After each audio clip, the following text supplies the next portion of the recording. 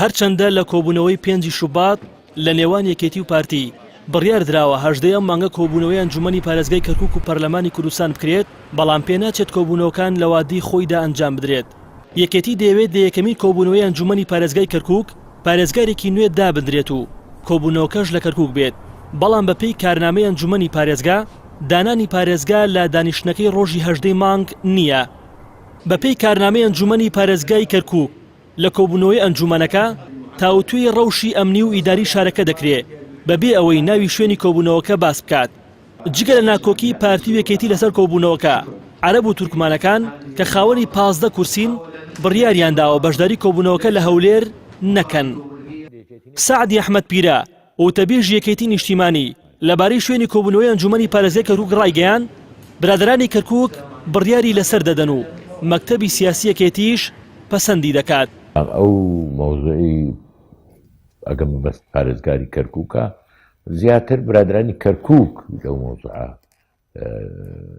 هینیان هەیە بڕیارەدەن لەسەرەوە، یعنی پێشنیارەکە پێشنیاری ئەوان دەبێت، ئێمە ئەگەم مسادەقەش بکەین لەسەر پێشنیاری ئەو مسادەق، یعنی مەکتەبی سیاسی ئەگەر ڕازیش بێ لەسەر پێشنیاری ئەوان ڕازی. لایخۆشیەوە محمود محەممەد وتەبێژی پارتی دیموکراتی کوردستان ئاماژە بۆ دەکات کۆبوونەوەی پەرلەمان و ئەنجومەنی پارێزگای کەرکووک دووشتی لە یەکتر جیاوازن و کۆبوونەوەکەش لە هەولێر دەکرێت.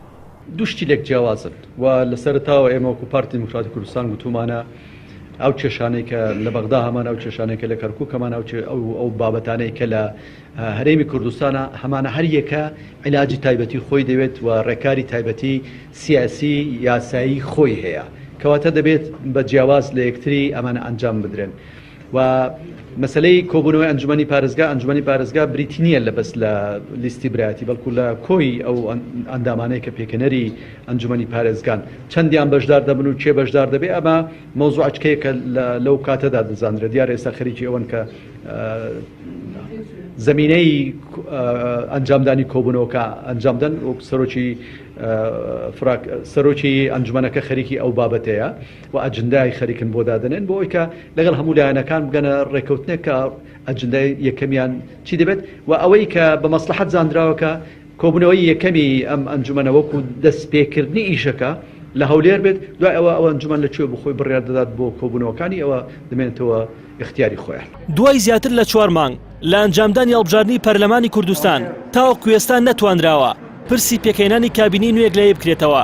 هۆکارەکەشی دەگەڕێتەوە بۆ بێمتمانەی نێوان پارتی و یەکێتی. بۆیە هەردوو کۆبوونەوەی ئەنجومەنی پارێزگای کەرکووک و پەرلەمانی کوردستان لە یەک گوادەدا دانراون. ئەگەر هەر یەکێکیشیان گرفتی بۆ دروست بێت ئەوەی دیکەشیان ناکرێت.